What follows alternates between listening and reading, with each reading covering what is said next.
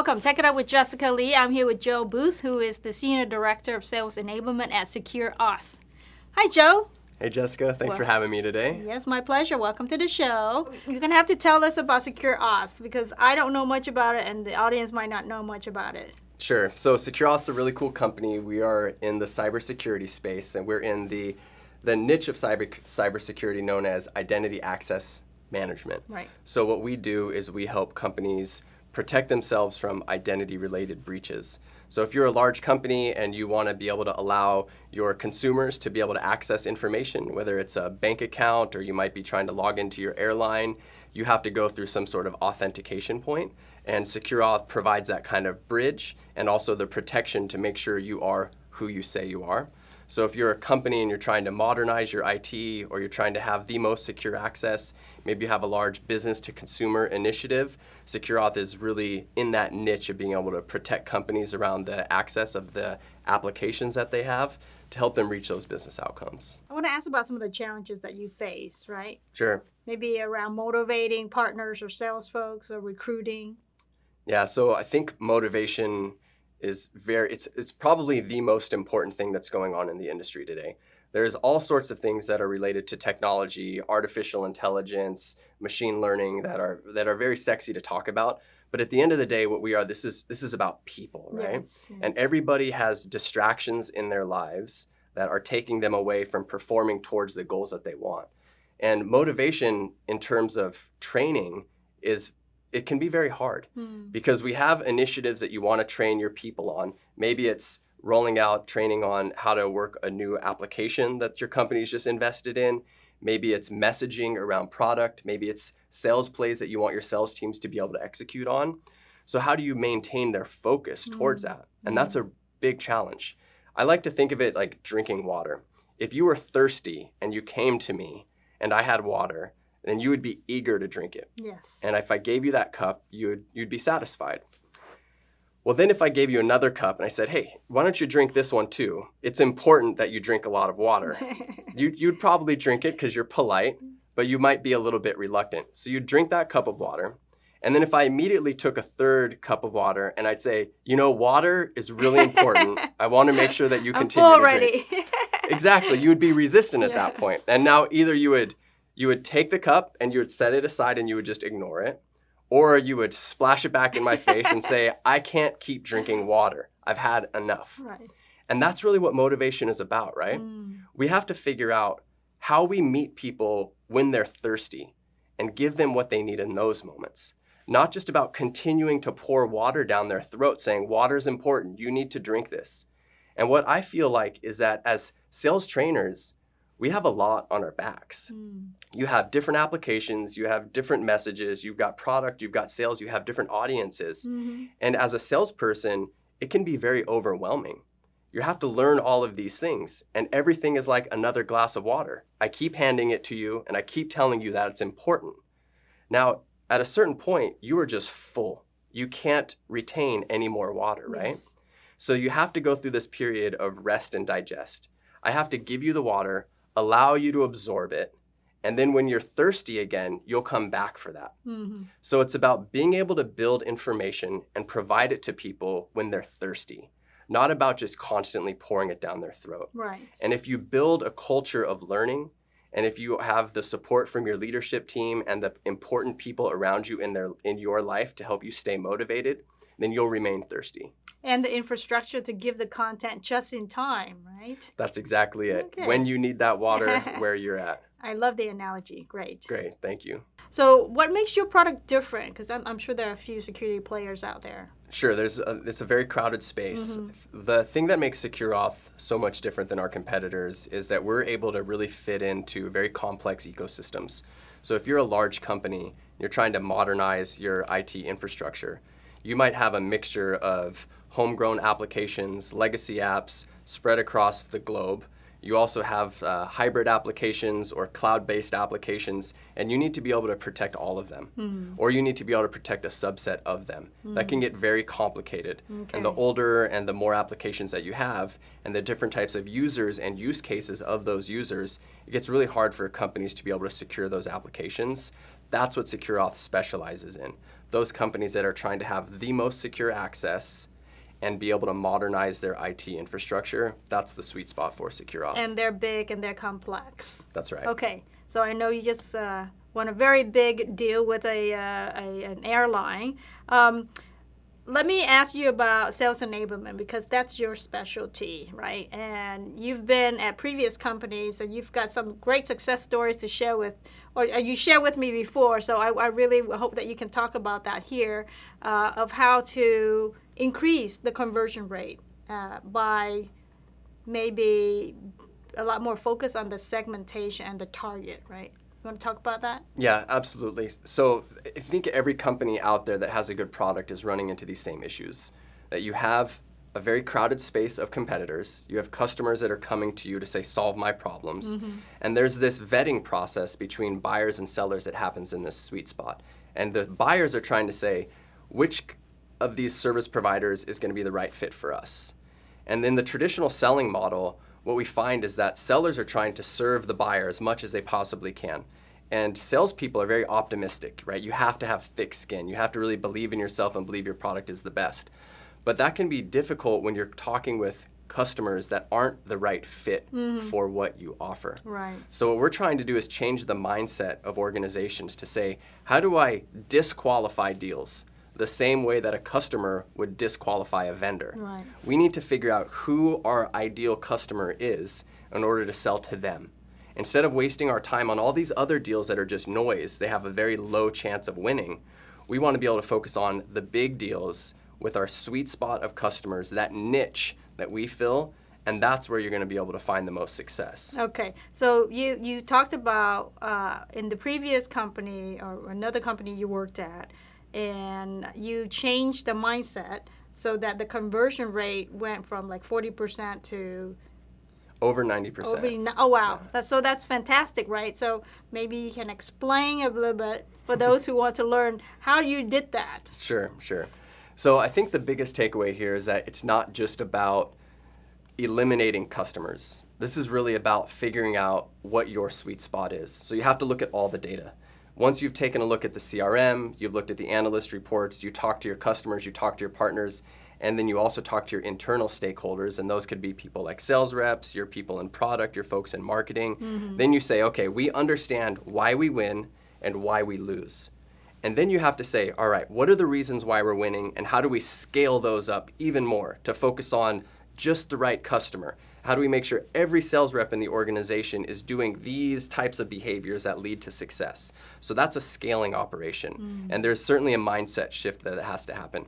But the other side of the equation of why you lose is equally as important, because you have to say what's within our control and what's outside of our control. Now, if it's within your control, something like your product isn't as good as your competitors, maybe your marketing message, maybe your sales execution, you figure out how to solve those problems and you put together programs to fix that. But if it's outside of your control, you need to identify those as red flags early on and just get out of those deals. Don't spend time on deals that you can't win. Right. And there's an act of humility there that has to happen, an act of like being honest with yourself to say, are we the right fit for this customer? Are we going to do the right thing of solving that customer's business problems? Or should we just allow one of our competitors to take this deal so I could go focus on the ones that have a higher chance of winning? So when you understand why you're winning and why you're losing, you can focus on why you win and look at those customers and just go after more of those, as opposed to spending time on the customers that you just can't win. So it's about time management and disqualification. Okay, so I understand what you're saying. It's like we have a sales enablement platform, and it's primarily for B2B tech. Okay. So when we have B2C people talking to us, we won't bother. Exactly. And then we have to then identify, well, we only want to talk about sales enablement platform with the large companies like VMware and BMC, for example, instead of a smaller company with only one product. We want to go after the ones with the portfolio of solutions, right? So in your case now, you are at SecureAuth, and this product is really good for very large companies with complex security challenges, right? That's right. So you're going to target those and not deal with the smaller clients, certain clients, right? Sure. We'll take a look at every customer that wants to talk with us and we don't want to be exclusive, right? If they fit our ideal profile and we think we're the best fit to solve their problems, then we're going to go for that. Okay. But what we want to take an honest reflection at, and then we could advise customers, is say, if you fit into what we feel is our sweet spot and our strengths as an organization or our differentiators align with the business outcomes that you're trying to solve, then we're going to go ahead and pursue that. I mean, we want you to be a customer. We want you to solve your business problems. And if we feel like we're uniquely positioned to help you, we'll take advantage of that. Okay. Now, once you've identified the target, you've got your sales team, you've got your partners.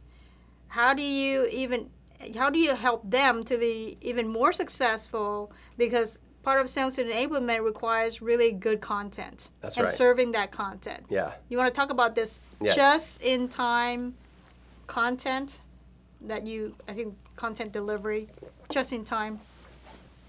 Sure. So this concept of just-in-time learning is really cool. So when we think about how modern people are learning and engaging with information in our day-to-day lives, we just pick up our phone, right? When I want to figure out how to get from point A to point B, I just pull up Google Maps and I can see my route and I'm there. I don't need to wait for somebody to tell me that information. I just go try and access it immediately. And I pick up the device that's closest to me. It's usually my phone. If I'm in front of my laptop, I'm going to go to my laptop.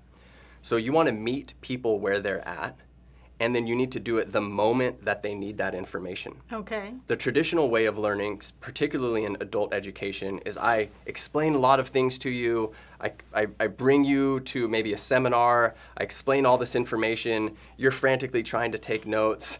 You might retain 10%. 10% for a week, and then after a week you might retain 3%. Oh my gosh. Right? Yeah. So the challenge with any mindset shift is to say, how do I take that 3% that I think you're going to retain after 2 weeks and make that 100% of the message that I'm going to train you on? That way you really understand the concept. So 2 weeks from now, you're learning it, or you have learned it. But the reality is most people don't have the time to remember all the things that are taught to them at one point. So what you have to do is be able to provide people with information the moment they need it. And that's what we call just-in-time learning. So here's an example of that. If you are a salesperson and you're working in your CRM and you put something that your customer is interested in these types of products and you're up against this particular competitor, as soon as you click save, then the CRM is going to serve you up information in real time about that product and about that competitor. Okay. So you have the information you need when you need it, just in time, and then I met you where you're at in the CRM. Okay. Well, so what if I'm on my phone? I have to be in the CRM. What if I'm in some other tool, like the marketing automation engine or something? And you want to just be able to search for the information? Well, if you're just trying to search for information, then you really want to make sure that you have a content management system or any type of database where you're storing information that is serving you up relevant things. So then it's a matter of selecting the right technology for your sales team to be able to use. But ideally, and sophisticated companies are doing this today where they have these integration points, right? I'm sure the clients that your company is working with and most of the people that might be listening today understand what an API is. Yes. And this is how applications talk with each other, essentially. This is like a lock and a key. So if you have a CRM and you want to be able to integrate it with your content management system so you can do that scenario that I described of being able to serve up content the moment a product is put in or the competitor is put in, then it needs to integrate with your content management system. Right. So if you don't have those connected, then that's a very easy way that you could probably get this up and running.